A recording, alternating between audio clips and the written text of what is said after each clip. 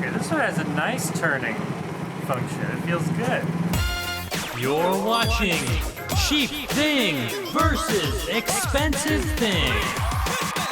The show where filmmaking gear is put to the financial test. Today, when you darken your image with a neutral density filter, does the price tag on that piece of glass matter? I'm your filmmaker host, Griffin Hammond, and it is way too bright out here. That's why we need a neutral density filter. You can always close down the aperture, but that brings everything into focus, even dust and debris on the lens. You can speed up the shutter, but that ruins our normal motion blur. So anytime I have too much light, I need an ND filter on the lens. And I have two theories about NDs. One, I imagine more expensive glass equals a clearer picture. And two, I've always assumed that a solid ND would look better than a variable ND just because it's one piece of glass versus two. Today I'm testing out both kinds, 23 different filters, to find out how much difference a piece of glass can make. I'm conducting 3 tests: color and clarity, flaring, and time-lapse. This first test surprised me and destroyed my first theory about filters. I tried all 4 variable ND filters, and they all looked fine to me.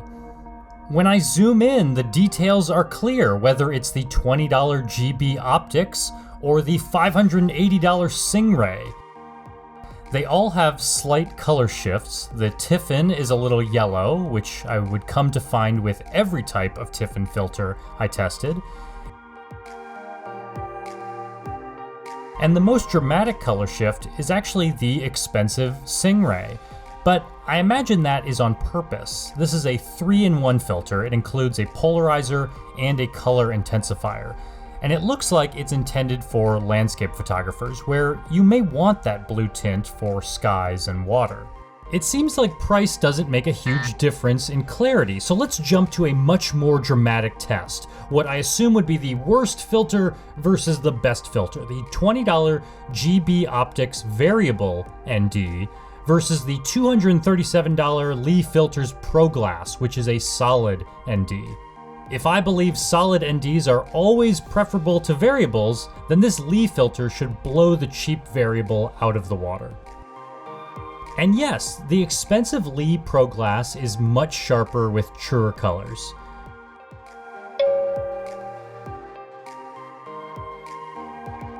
But honestly, without this side-by-side comparison, I probably wouldn't even notice that the cheap filter is a little soft. For the final color test, I looked at every one of the 3-stop solid ND filters. 3 stops is generally what I need for outdoor filming. Starting with the 2 expensive filters, the X4 by Breakthrough Photography is $159, and not only does it have really true colors, but I love the little grippy edges that make this filter easy to screw into place. And at $237, the Lee Filters PROGLASS definitely has the truest color, and I noticed that it is precisely and perfectly 3 stops, whereas the exposure seems to vary a bit with the cheaper filters. In the middle price points, the $30 Ice filter has a bit of a purple tint to it. The $34 Tiffen is pretty yellow. The $39 Hoya filter is a tiny bit blue, but for its price point, I really like how it looks. I'm also pretty happy with the $59 B+W filter that I usually use, and I see it has a slight yellow tint.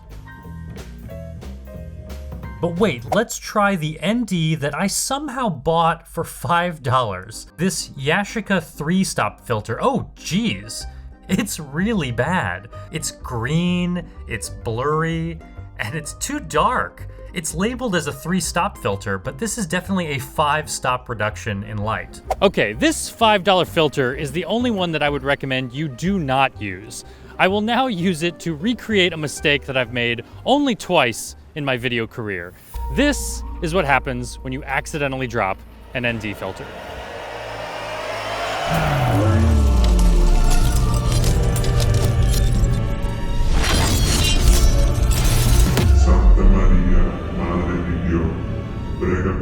peccatori, adesso e nell'ora.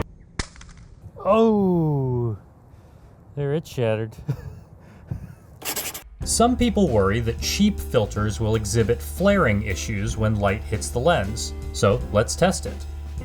The flaring on the cheap $30 ice filter may be the most pronounced, but they all look about the same with their various color shifts.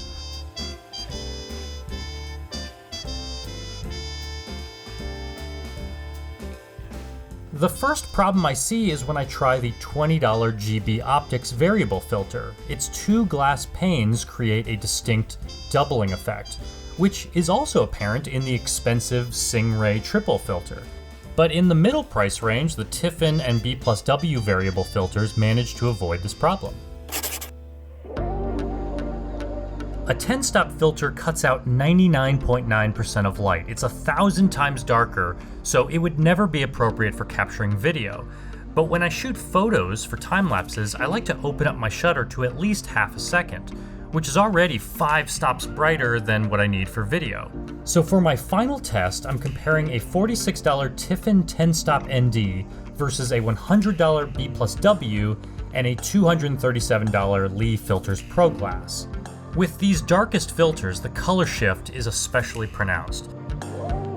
The Lee Filters PROGLASS looks perfect. The Tiffen is distinctly green-yellow, and the B+W that I use is a little purple. I'm a low-budget filmmaker, so I'm always looking for ways to save money, and one of the things that would be a problem for me is if I tried to buy different solid ND filters for every single lens size I have. My lenses are all different millimeter diameters. So I just buy filters for my largest lens, 77 millimeters across. And then I use these really cheap step-up rings. These little adapters can take me down from 77 to 58 or 62, whatever it is that my lens is. So that way I just buy this one B+W 3-stop ND. I also have a 6-stop and a 10-stop. But that's all I need for my entire lens lineup. You could find all these filters, these B+W filters that I use, plus these cheap step-up rings, and every other piece of gear that I use is listed out at griffinhammond.com/gear. I'm so glad that I did this episode because it challenged a couple assumptions I had about buying ND filters. These tests proved to me that money does make a difference. The most expensive filters rendered the truest colors and provided the most accurate exposure reduction. But across most of the tests, I had to look really closely to even notice the difference. And I also learned I don't need to be afraid of variable NDs. They look pretty good too. I'm starting to think of ND filters the way I think about wine. You don't need to spend very much to get something really enjoyable.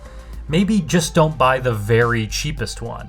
So the super cheap $5 filter doesn't win this episode, but in the contest between cheap thing, moderately expensive thing versus expensive thing, I'd say buy the moderately expensive Hoya brand. A 3-stop filter is only $39 and it looks good.